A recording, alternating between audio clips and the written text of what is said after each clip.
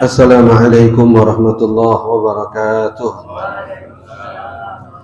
Alhamdulillahi rabbil alamin wa bihi nasta'inu ala umuri dunya waddin. Wassalatu wassalamu ala asyrafil anbiya'i wal mursalin sayyidina wa maulana Muhammadin wa ala alihi wa sahbihi ajma'in wa ba'd. Fa inna asdaqal hadithi kitabullah وخير الهدي هدي سيدنا محمد صلى الله عليه وسلم وشر الأمور محدثاتها وكل محدثة بدعة وكل بدعة ضلالة وكل ضلالة في النار أو كما قال النبي صلى الله عليه وآله وصحبه وسلم. Ma'asyiral muslimin, hadirin para asatiz, para hujjaj, hadirat yang dimuliakan Allah. Alhamdulillah wa syukurillah. Malam yang mulia ini kita kembali dipertemukan Allah Subhanahu wa taala di majlis yang mulia ini dalam keadaan sehat walafiat. Lanjutkan bacaan kitab kita An-Nasa'i Ad-Diniyah halaman 23. Bi sanadina al-muttasil ila al-Imam al-Habib Abdullah bin Alawi al-Haddad rahimahullahu taala wa adama an-naf'a bihi wa bi barakati ulumihi wa bikum fid darain amin. radhiyallahu ankum ila an qala wa qawluhu ta'ala wa ya'muruna bil ma'ruf wa yanhauna 'anil munkar wa ulaika humul muflihun wal falah wa al fawzu bi sa'adati dunya wal akhirah wal amru bil ma'ruf wan nahyu 'anil munkari min a'zami sya'airid din wa aqwa da'aimil Islam. Setelah sebelumnya Al-Habib Abdullah Al-Haddad berbicara tentang kewajiban berdakwah, kewajiban mengajak manusia ke jalan yang diridhai oleh Allah Subhanahu wa taala. Nah, bahagian dari unsur dakwah itu adalah amar ma'ruf nahi munkar. Diumpamakan seperti dua sayap dari seekor burung. Yang burung nggak bakal terbang kecuali dengan dua sayapnya. Sayap yang pertama amar ma'ruf dan sayap yang kedua nahi anil munkar. Ngajak kepada kebaikan tapi juga melarang dari kemaksiatan atau kemunkaran. Dan itulah inti dakwah para nabi dan para rasul. Allah utus para nabi dan para rasul untuk menegakkan dua pondasi agama tadi. Ngajak kepada kebaikan dan mencegah daripada kejahatan. Nabi SAW seandainya hanya mengajak kepada kebaikan saja, tanpa melarang kemunkaran, tanpa mencegah kemaksiatan, niscaya banyak pengikutnya ketika itu. Tapi karena bukan saja mengajak kepada kebaikan, tapi juga melarang kepada kemunkaran. Jangan nyembah berhala, jangan menyekutukan Allah. Yang kemudian berlanjut dari larangan satu kepada larangan berikutnya, dari ajakan kepada kebaikan yang satu kepada ajakan kebaikan berikutnya, sesuai dengan kondisi masyarakat ketika itu. Sampai kemudian masuk ke semua lini kehidupan. Tidak ada kehidupan yang dijalani oleh seseorang, melainkan di situ ada perintah atau ada larangan. Dalam rumah tangga ada perintah berbuat baik kepada anak dan istri, perintah mendidik, perintah mengarahkan. Tapi juga ada larangan untuk berlaku zalim kepada keluarga, larangan untuk tidak bersikap adil kepada anak-anak. Jadi di setiap keadaan itu pasti ada perintah, tapi juga ada larangan. Masuk ke masjid ada perintahnya, ada larangannya. Salat ada perintahnya, ada larangannya. Di salat nggak boleh ngomong, nggak boleh makan, nggak boleh minum. Ada perintah. Puasa juga begitu. Ada perintah untuk tidak makan, tidak minum, tidak melakukan hal yang melanggar atau membatalkan puasa. Tapi juga ada larangan. Larangan ghibah, larangan namimah, larangan berdusta, dan seterusnya. Jadi pasti dua hal itu ada dalam setiap aktivitas kita. Yang disingkat oleh ulama dua perkataan, if'al aw la taf'al, kerjakan dan jangan kerjakan. Yang satu disuruh kita kerjain, yang satu dilarang kita untuk ngerjain.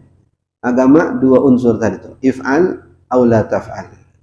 Kerjain yang ini, jangan kerjain yang ini. Ya. Itu menunjukkan amar ma'ruf nahi munkar, ajakan kepada kebaikan dan larangan kepada kemaksiatan atau kemunkaran. Allah Subhanahu wa taala ketika menguji hamba-hambanya di dalam Al-Qur'an, ada hamba yang Allah nyatakan sebagai ibadur rahman, wa ibadur rahman alladzina yamshuna 'alal ardi haunan wa idza khatabahumul jahiluna qalu salama. Ada kriteria kapan seorang hamba Allah nyatakan sebagai ibadur rahman, hamba-hamba Allah pilihan. Nah, yang salah satu yang Allah sebut di dalam kriteria mereka, wa ya'muruna bil ma'ruf wa yanhauna 'anil munkar, yaitu mereka yang senantiasa mengajak kepada kebaikan dan mencegah daripada kemunkaran. Itu salah satunya. Jadi bukan semata ibadah mereka yang dipuji, bukan semata ibadah mereka yang kontinu, tapi di waktu yang sama dalam kaitannya dengan hubungan sosial kemasyarakatan, mereka selalu mengajak kepada kebaikan. Mereka selalu mencegah daripada kemunkaran. Sisi yang pertama, ini banyak sudah orang yang mengambil peran itu, mengajak kepada kebaikan. Ceramah, tausiah, ngajar. Itu sisi yang dominan, ada ngajak kepada kebaikan. Bagaimana kita ibadah, bagaimana kita bermuamalah, bagaimana kita menjalankan syariat dan seterusnya. Tapi sisi yang kedua, wa yanhauna 'anil munkar, mencegah kepada kemunkaran, ini perkara yang banyak ditinggalkan orang karena resikonya lebih besar. Dampak dalam tanda kutip, dampak negatifnya lebih banyak. Dan ini perlu keahlian tertentu, perlu siasat, perlu kebijakan, perlu pandangan jauh ke depan bagaimana mensiasati nahi munkar ini. Karena bisa saja seseorang mencegah kemunkaran, tapi justru muncul kemunkaran yang lebih dahsyat. Nah, diceritakan oleh Al-Habib Umar bin Hafidh hafizahullah ta'ala, seorang penceramah datang ke sebuah kampung, kemudian ceramah, ngajak kepada kebaikan. Mari hadirin sekalian, kita hadiri majelis-majelis ilmu, kita hidupkan majelis-majelis zikir. Kemudian dia melangkah kepada sisi yang kedua. Dia katakan, jangan hadiri majelis-majelis kemaksiatan. Tuh seperti di kampung sebelah. Hari ini lagi ada organ tunggal. Masya Allah, penyanyinya seksi. Masya Allah, yang datang banyak. Masya Allah, Masya Allah, Masya Allah. Akhirnya yang dengar fokus ke situ. Wah, enak juga tuh. Satu demi satu bangun. Ke samping ke sebelah. Akhirnya alih-alih dia mendakwahkan nahi munkar, justru dia mempromosikan nahi munkar. Orang yang tadi kagak tahu jadi tahu. Orang yang tadi kagak tergerak, seksi penyanyinya. Apa lagi, ayo ke sana, ayo nyawer. Ini promosi tanpa dia sadari. Yang seharusnya ditutup mata, yang seharusnya dia tidak pedulikan, sehingga orang lain yang memang nggak tahu. Yang memang udah tahu, biar tahu dia sendirian. Jangan sampai memberitahu yang lain. Ini kalau dibiarkan, repot dakwah seperti ini. Nah, itu bukan yang disampaikan itu tidak baik, mencegah kepada kemunkaran, tapi siasatnya keliru. Akhirnya tadi alih-alih mencegah orang untuk mendatangi tempat itu, akhirnya jadi promosi gratis, orang pada datang ke tempat itu. Kadang-kadang kita yang mempromosikan kemunkaran tanpa kita sadar. Orang nggak tahu, justru karena kita gembar-gembor, akhirnya orang jadi tahu. Tadinya orang nggak tertarik, tapi karena heboh, akhirnya orang penasaran. Gimana sih? Orang kampung nggak ada yang kenal tuh. Lady Gaga, Madonna, atau segala macam penyanyi-penyanyi begitu. Tapi kalau heboh promosinya atau heboh penentangannya, akhirnya banyak orang yang jadi penasaran. Akhirnya alih-alih mereka nggak tahu untuk kemudian tidak peduli, akhirnya mereka ingin tahu dan terasa seperti orang yang peduli. Nah, jadi yang diingatkan oleh para ulama dakwah dengan cara yang bijak, tapi juga menempatkan diri dengan cara yang bijak. Nah, Ana wa ulaika humul muflihun. Allah nyatakan mereka-mereka itulah yang menegakkan amar ma'ruf nahi munkar, golongan orang-orang yang beruntung. Humul muflihun. Ya. Jadi banyak ayat Al-Qur'an yang menjelaskan tentang keberuntungan. Dan salah satu panggilan azan, panggilan kepada keberuntungan. Hayya 'alal falah. Marilah kita menuju kepada keberuntungan. Ya. Karena memang al-falah di sini mencakupi banyak hal. Di situ ada ridha Allah. Siapa yang dapat ridha Allah, maka beruntunglah dia. Di situ ada balasan dan surga Allah. Maka siapa yang masuk ke dalam surga mendapatkan balasan atas amalnya, beruntunglah dia. Ya. Faman zuhziha 'anil nar wa udkhilal jannah faqad faza fawzan 'azima. Siapa yang disingkirkan dari neraka kemudian dimasukkan ke dalam surga, maka sungguh ia telah beruntung dengan keberuntungan yang nyata. Ya. Ini beruntung, al-falah itu tujuan hidup di dunia untuk mencari keberuntungan. Ya. Nah, dan itu yang diserukan di dalam adzan, hayya 'alal falah. Nah, beliau mendefinisikan apa yang dimaksud dengan al-falah itu. Al-falah huwa al-fawz bi sa'adatid dunya wal akhirah. Yang disebut keberuntungan itu adalah al-fawz bi sa'adatid dunya wal akhirah. Kemenangan dengan mendapatkan kebahagiaan dunia dan kebahagiaan akhirat. Yang Allah nyatakan dalam rangkaian doa, Rabbana atina fid dunya hasanah wa fil akhirati hasanah wa qina adzabannar.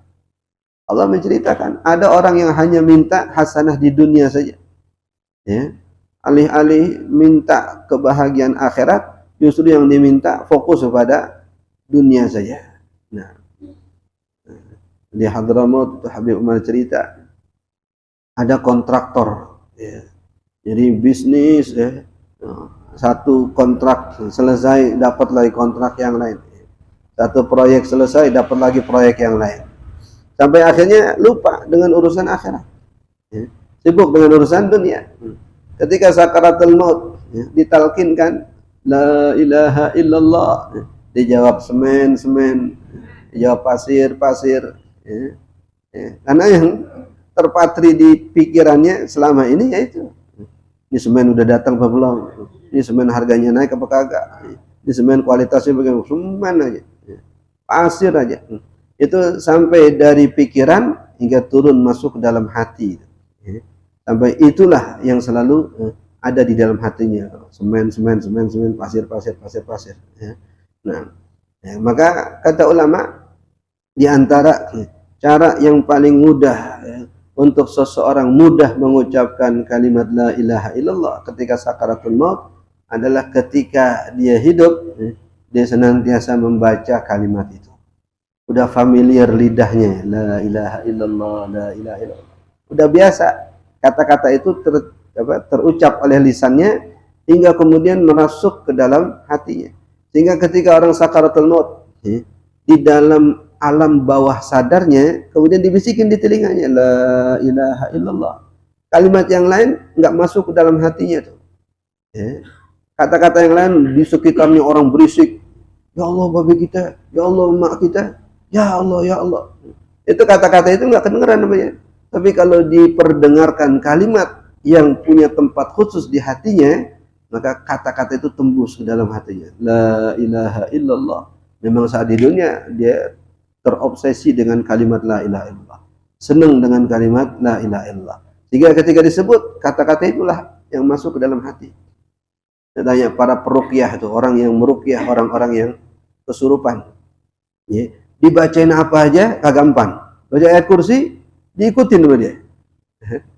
Dibacain Al-Fatihah diikutin sama dia. Jinnya apal. Ya. Tapi ketika ditalkinkan atau diperdengarkan kalimat zikir, ya, yang disukai oleh orang yang kesurupan tadi itu setan nggak bisa menghalangi kalimat itu untuk masuk ke dalam hati orang itu. Ya. Kalau dibaca ayat kursi sampai ke telinga doang tuh, ditutupin sama setan ke dalam telinganya.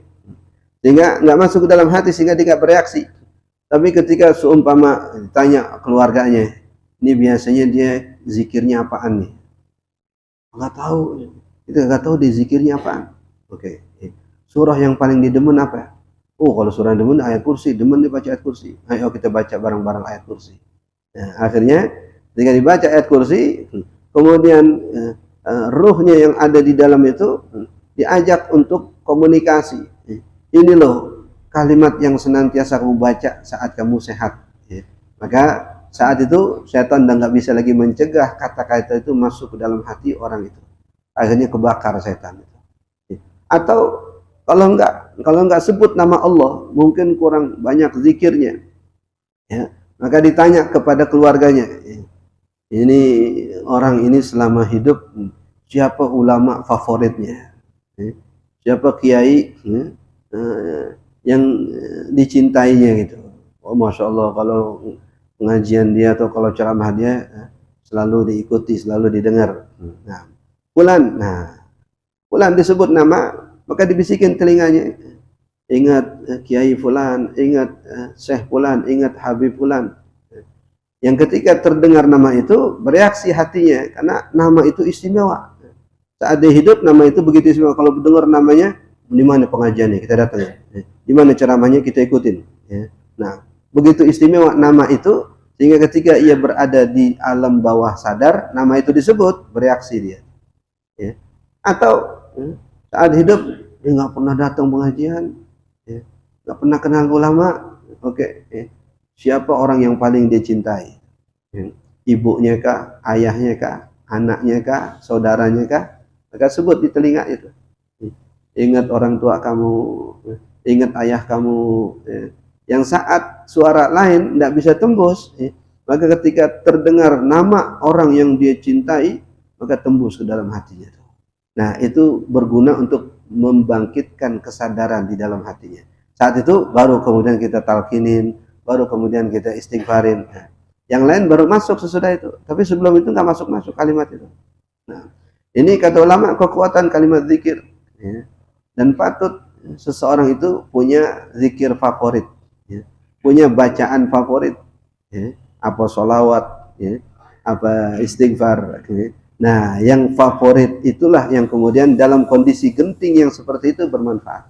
Atau dirinya sendiri dalam keadaan genting, terancam, dalam kondisi terancam atau dalam kondisi terdesak. Maka ingat zikir yang dia sukai, yang dia lazimkan selama ini. Setiap hari apa zikirannya?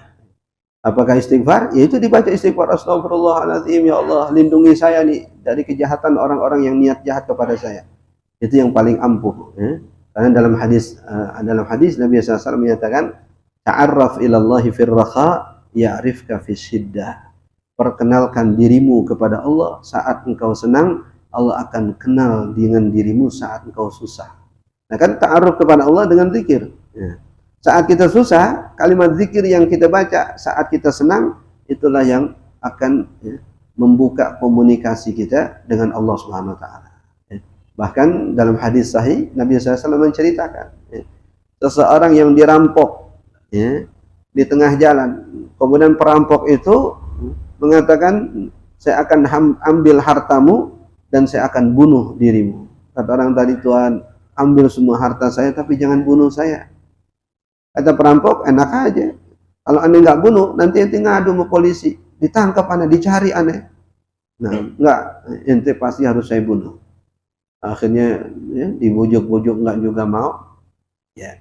Orang ini kemudian mengatakan, kalau begitu Tuhan, kasih saya waktu beberapa saat, saya mau sholat 2 rakaat aja tuh. Jangan yang ini juga ente tolak. Nah, ini nggak ngerugin ente, sholat 2 rakaat ini kan tempat yang jauh dari keramaian. Jadi dalam perjalanan padang pasir nih. Orang ini selesai transaksi di kota Mekah, ingin kembali ke kampung halamannya, salah nyewa al-jamal. Al-jamal kayak bahasa kita gojek, tapi pakai onta. Saat dalam perjalanan si Jamal ini mengarahkan jalur yang nggak biasa. Kata orang tadi, kayaknya bukan jalur yang biasa nih. Tenang aja, Anda tahu jalan pintas. Ini memang nggak semua orang tahu. Padahal niatnya untuk mengalihkan dari keramaian. Jadi tadi terjadi perampokan. Jadi salat dia 2 rakaat. Setelah salat 2 rakaat, dia berdoa kepada Allah Subhanahu wa Ta'ala. Ini kaitannya dengan Al-Ismul A'zam, nama Allah yang paling agung yang disebut oleh orang ini saat dalam kondisi terdesak tadi. Dia biasa melazimkan ya hayyu ya qayyum, ya. Ya hayyu ya qayyum. Akhirnya ketika kata-kata ia sebut, ya, dari arah yang tidak dia tahu datang untuk penunggang kuda komplit dengan seragam tentaranya. Lalu datang kepada perampok tadi, ditikam sampai mati. Ya, ini cerita Nabi dalam sebuah hadis. Kemudian orang tadi bertanya, "Man anta? Siapa ente? Kok tiba-tiba datang nyelamatin saya?" Ya. Maka malaikat itu mengatakan, "Kami para malaikat, ya, melihat aras Allah tergetar dengan bacaan, aras Allah bergetar dengan zikir-zikirmu, dan aku minta izin kepada Allah." Dari bawah aras minta izin, ninggalin aras, ya, untuk turun ke bumi membela orang yang berzikir tadi. Ya, ini kekuatannya. Walaupun dalam pandangan zahir, ya, kita seperti asik dengan lantunan kalimat-kalimat tadi itu. Subhanallah, subhanallah, subhanallah. Padahal saat kalimat itu kita baca, semua yang ada di sekitar kita berinteraksi, bereaksi, karena mereka kenal nama yang kita sebut. Batu, pohon, daun, itu semua kenal nama yang kita sebut, bukan nama yang asing bagi mereka. Wa in min syai'in illa wa yusabbihu bihamdi. Kata Allah, tidak ada sesuatu pun di alam jagat raya ini melainkan semuanya bertasbih. Walakin la tafqahuna tasbihahum. Hanya saja kalian enggak mengerti tasbih mereka. Kalian enggak paham tasbih mereka. Tasbihnya daun bagaimana? Yang dalam penelitian orang modern. Jadi permukaan daun itu diletakkan alat khusus untuk dicari tahu bagaimana reaksi daun. Ternyata daun menimbulkan irama tertentu yang diartikan itulah tasbih mereka. Burung dikatakan sampai diriwayatkan suara jangkrik yang kita kata nggak bosan-bosan, krik krik krik krik sepanjang malam. Nah, itu bahagian dari tasbih mereka kepada Allah. Bahkan kalau mereka berhenti bertasbih, saat itulah ajal mereka datang. Kata Sayyidina Abu Bakar As-Siddiq radhiyallahu ta'ala anhu, "Masida saydun wa ma dhubiha dhabhun illa li tarki tasbih." Tidaklah ada hewan sembelihan yang disembelih, tidak ada hewan buruan yang ketangkap, melainkan karena tidak sedang bertasbih. Nah, sebagian orang bilang begitu. Lu sih kagak tasbih nih, gue potong dah. Gue sembelih dah. Kata ulama, dengan habisnya masa tasbihnya, maka berarti datanglah ajalnya. Atau kalau datang ajalnya, maka berarti sudah selesailah masa tasbihnya. Udah nggak lagi bisa bertasbih. Nah, ini kebahagiaan dunia dan akhirat yang didapat tadi dengan senantiasa menegakkan amar ma'ruf nahi munkar. Jadi satu sisi ada ajakan kepada kebaikan, tapi di sisi lain juga ada pencegahan terhadap kemunkaran. Qala wal amru bil ma'rufi wan nahyu 'anil munkar. Ya, dua perkara itu, baik amar ma'ruf ataupun nahi munkar, min a'zami sya'airiddin, merupakan syiar agama yang paling agung. Enggak ada artinya agama tanpa amar ma'ruf nahi munkar. Itulah inti ajaran agama. Amar ma'ruf nahi munkar. Salat, puasa, zakat, haji, itu amar ma'ruf. Di dalam amar ma'ruf yang kita kerjakan itu ada kemunkaran yang harus kita tinggalkan. Haji, jangan ngomong kotor. Man hajja falam yarfus walam yafsuq, jangan melakukan perbuatan fasik. Sedekah atau zakat, jangan sakiti hati orang yang menerima zakat atau sedekah kalian. La tubtilu sadaqatikum bil manni wal adza. Puasa, juga jangan melakukan riba, dusta, adu domba dan seterusnya. Karena itu bisa menghilangkan pahala puasa. Salat, salat itu Allah nyatakan inna salata tanha 'anil fahsya'i wal munkar. Nah, salat itu mencegah daripada perbuatan keji dan munkar. Bukan ta'mur, tapi tanha. Jadi sisi utama yang terdapat di dalam salat adalah pencegahan terhadap perbuatan keji dan munkar. Sehingga dalam hadis yang lain Nabi SAW menafsirkan ayat itu, man lam tanhahu salatuhu anil fahsya'i wal munkar fala salatalah. Siapa yang salatnya tidak mampu mencegahnya daripada perbuatan keji dan munkar, maka tidak ada nilai dari salatnya. Salat tapi maksiat jalan terus kasarnya. Ya. Tapi di sisi yang lain justru Nabi SAW tetap membuka peluang selagi seseorang masih sholat, ya, masih ada harapan kebaikan padanya. Tapi kalau udah nggak sholat, sulit diharapkan kebaikan padanya. Sehingga ada orang yang tiap saat diadukan kepada Rasulullah karena mabok, ya, dicambuk, dilepas, 2-3 hari lagi tangkap lagi karena mabok, cambuk lagi. Nah, sampai ada orang mengatakan, ya, kepada orang ini, "Ama tastahi min Rasulillah?" Ente nggak malu sama Nabi? Tiap waktu dilaporin, tiap waktu dihukum. Ya, kalau ente nggak malu sama kita, malu sama Nabi. Nah, ya. Kemudian Rasulullah SAW mengatakan, satanhahu salatuhu yauman ma. Suatu hari istiqomahnya dalam mengerjakan salat akan mencegahnya dari kemaksiatan ini. Ini ente nasihatin ke apa juga susah. Ya. Tapi suatu saat nanti kesan, ya, atau pengaruh dari salat yang dia jaga itu akan menghentikan dia dari kemaksiatan. Ya, karena memang begitu kata Al-Quran. Inna salata tanha anil fahsya'i wal munkar. Dan kita yakini sadaqallah, ya, Maha suci Allah dengan firman-Nya. Wa aqwa da'aimil Islam, dan ia adalah pondasi Islam yang paling kuat. Da'aim atau arkan, ya, dari kalimat di'amah, ya, pondasi. Pondasi Islam yang terkuat adalah amar ma'ruf nahi munkar. Masih tegak agama ini selagi masih ada amar ma'ruf nahi munkar. Ya. Nah, ya, agama lain, syariat lain, ada yang hanya sisi amar ma'rufnya saja, ajakan kepada kebaikan, tapi nahi anil munkarnya nggak ada. Ini ketimpangan yang ada pada syariat agama terdahulu sebelum Islam. Adapun Islam itu menggabungkan dua sisi tadi, ada amar ma'ruf, ada nahi anil munkar. Qala wa ahamil wadhaif 'alal muslimin.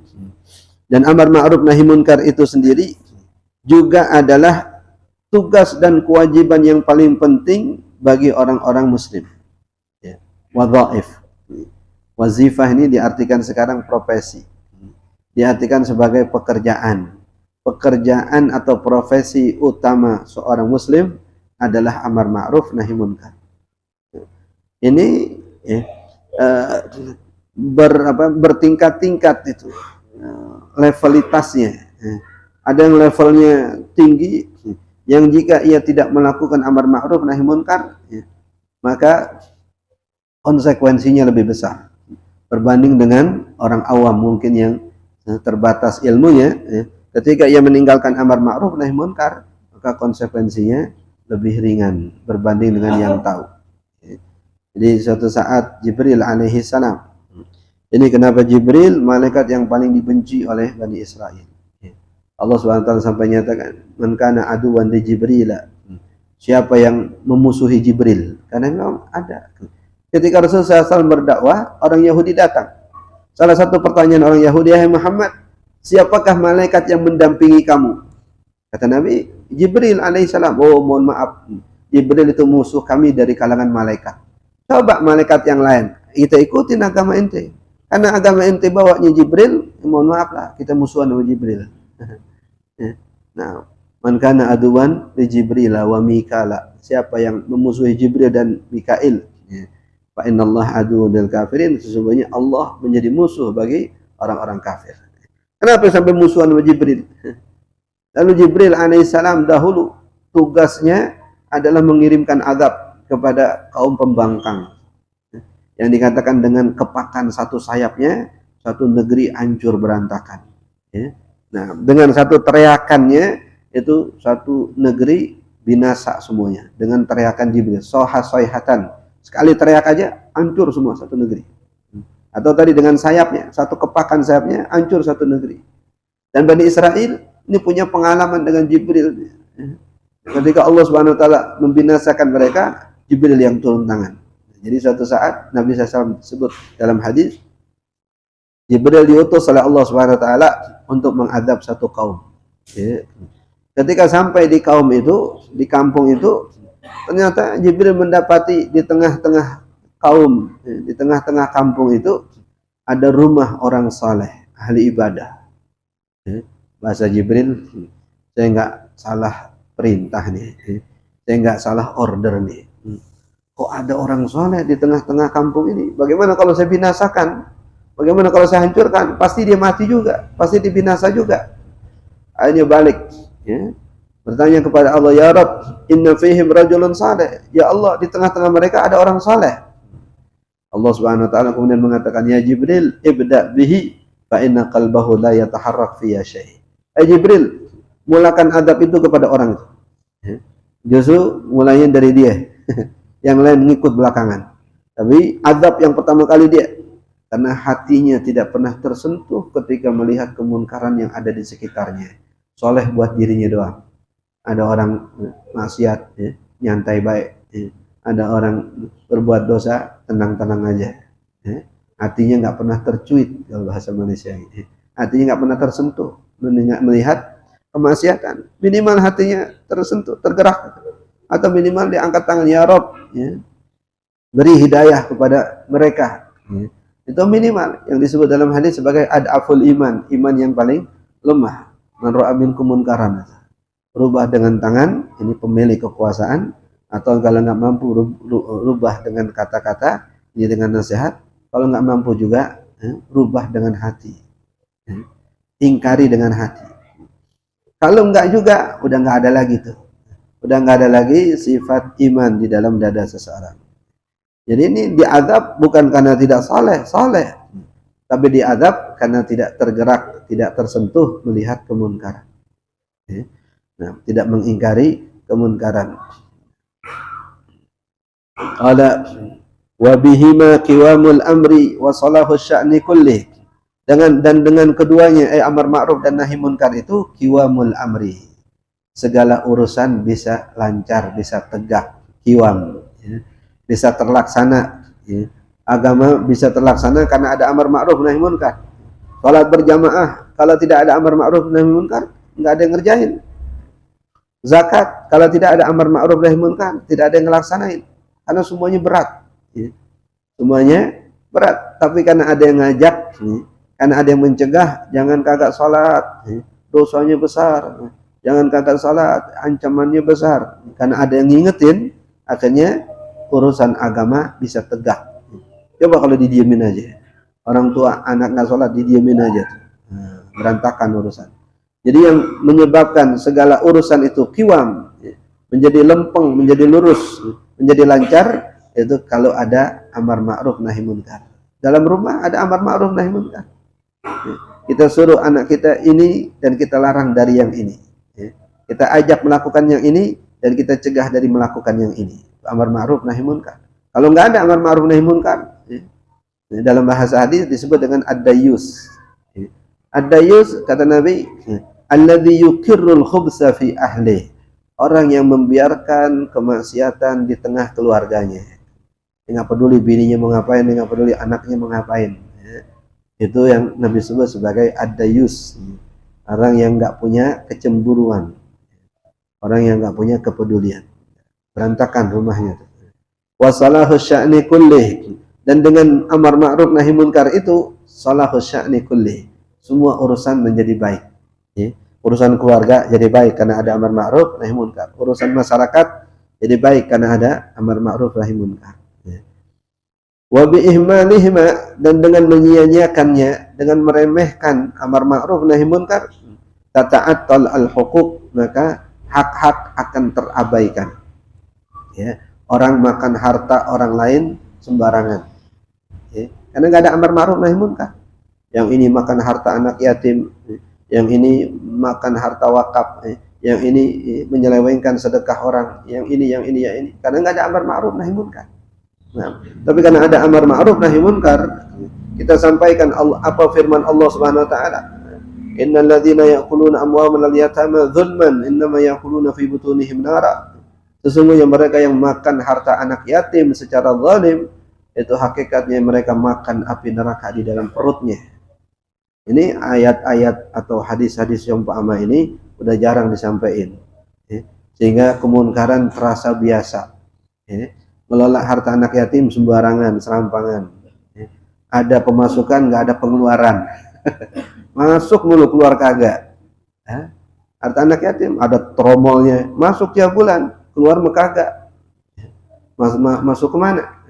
Nah, ini ya'kuluna amwalal yatama dzulman. Karena orang asik ngajak kepada kebaikan tok, tidak mencegah atau tidak melarang kepada kemaksiatan. Ini beban sebenarnya, beban berat.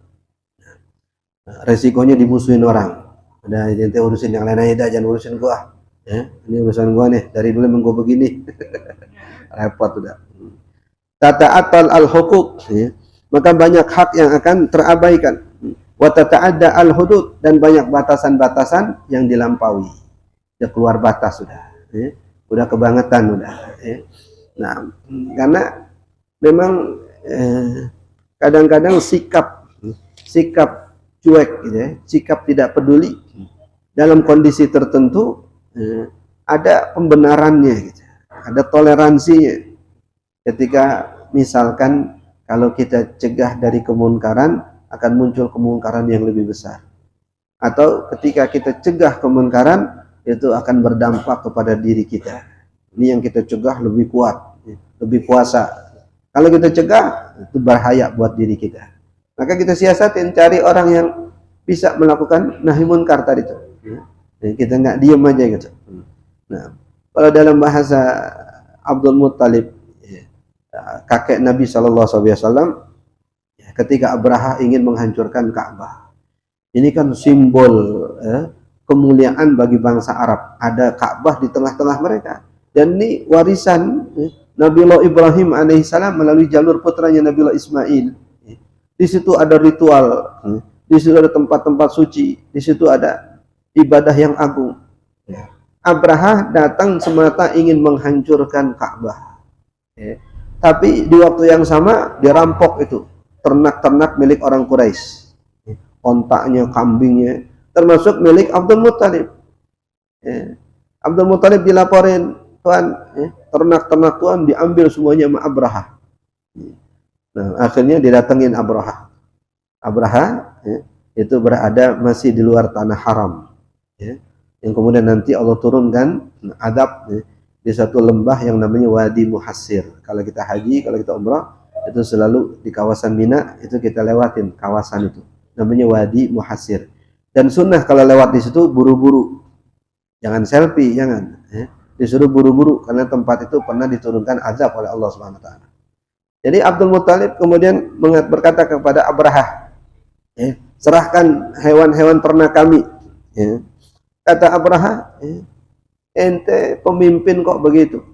Kami datang ingin menghancurkan simbol kemuliaan kalian, Ka'bah. Tapi ente datang mau protes masalah kambing, mau protes masalah onta, nggak protes masalah Ka'bah. Kali gitu minta jangan dihancurin, enggak. Apa jawaban Abdul Muttalib? Innalil baiti rabban yahmi. Ane pemilik onta, wajar kalau ane yang minta. Sedangkan rumah ada pemiliknya, biar dia yang jaga. Ini apa namanya, slogan pengurus masjid. Masjid ada yang punya, macam-macam urusan nama yang punya. Ane cuma ngurusin doang. Tapi kalau itu macam-macam masjid, urusan nama yang punya masjid, Baitullah, ini rumahnya Allah Subhanahu wa taala. Nah, ini yang diingatkan oleh Al-Habib Abdullah ini. Wa bi ihmaliha tata'attal al-huquq wa yaqfal haq wa yadhhar al-batil. Bayangkan kalau amar ma'ruf ditinggalkan, nahi munkar ditinggalkan, kebenaran akan samar-samar, kebatilan akan terang benderang. Sono maksiat, kenapa? Enggak ada yang nyegah. Kemana kebaikan? Hilang, enggak ada yang ngajak. Nah, pernah nggak datang ke satu kampung, masjid kagak ada jamaahnya, atau musola nggak ada jamaah, banyak berdebu datang musola. Kenapa? Nggak ada yang sembahyang di situ.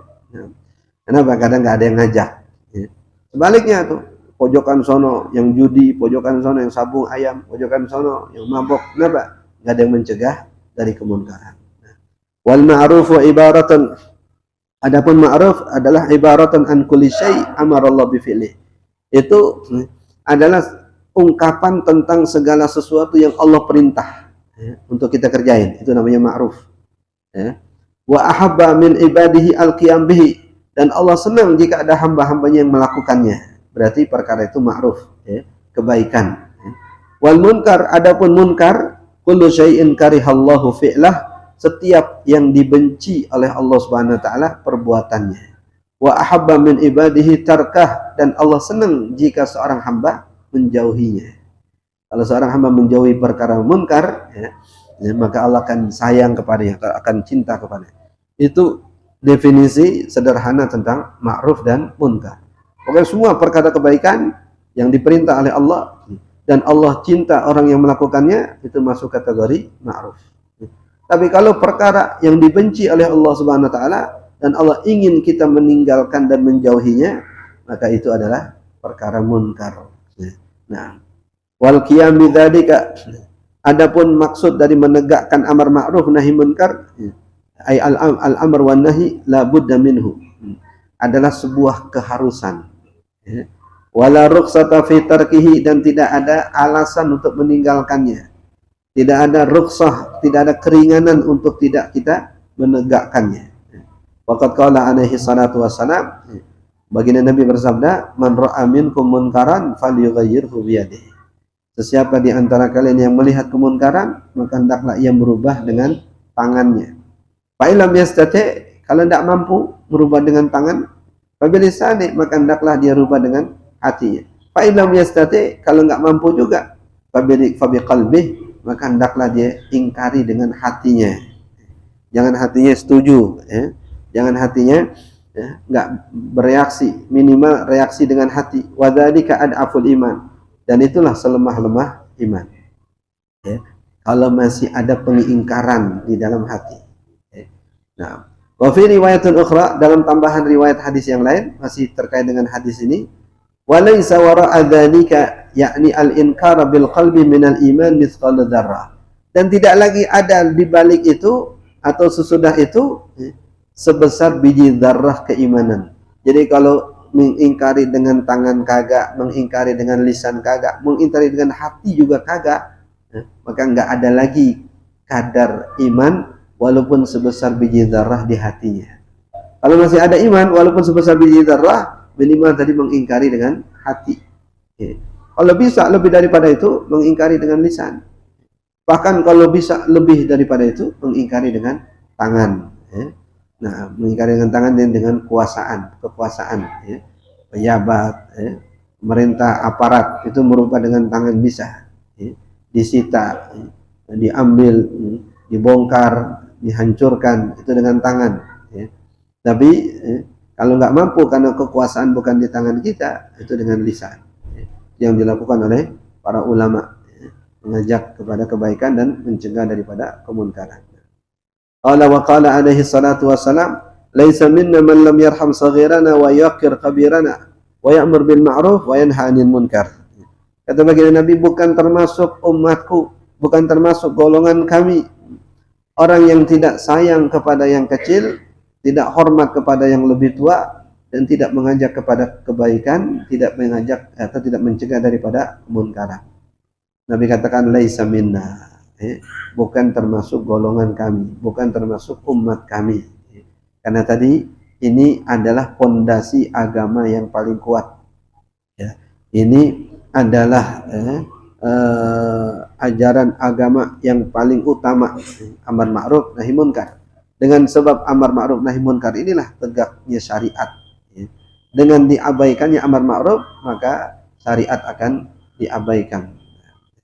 Ini poin yang pertama terkait dengan amar ma'ruf nahi munkar. Selanjutnya beliau nanti akan menyampaikan beberapa rangkaian hadis masih terkait dengan anjuran untuk melakukan amar ma'ruf nahi munkar. Wallahu a'lam.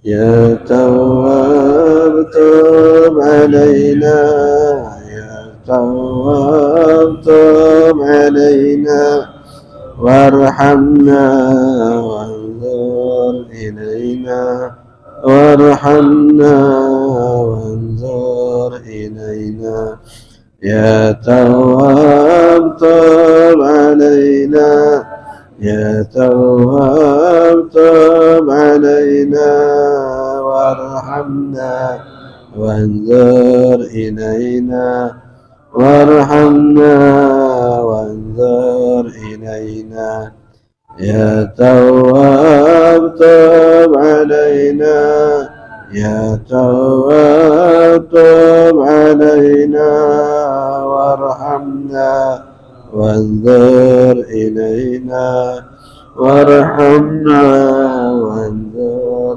إلينا. ربنا آتنا في الدنيا حسنة وفي الآخرة حسنة وقنا عذاب النار. وصلى الله على سيدنا محمد وعلى آله وصحبه وسلم. الحمد لله رب العالمين. السلام عليكم ورحمة الله.